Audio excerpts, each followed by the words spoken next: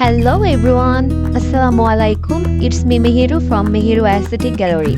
Today in this video, I will draw a very beautiful nature drawing which looks like realistic drawing. It's looking like very difficult, but you know it's very easy if you follow my steps properly. If you have not subscribed my channel, please subscribe my channel, and if you like my videos, please give like, and yes, don't forget to comment me. If your subscribe has done, now focus on the painting.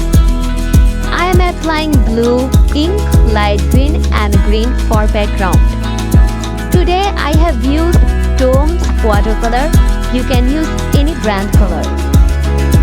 After finishing the background, we will move to the main part of this drawing, and that is tree, which is going to be a realistic tree. So now follow my steps and watch the video till the end. Don't skip. Thank you.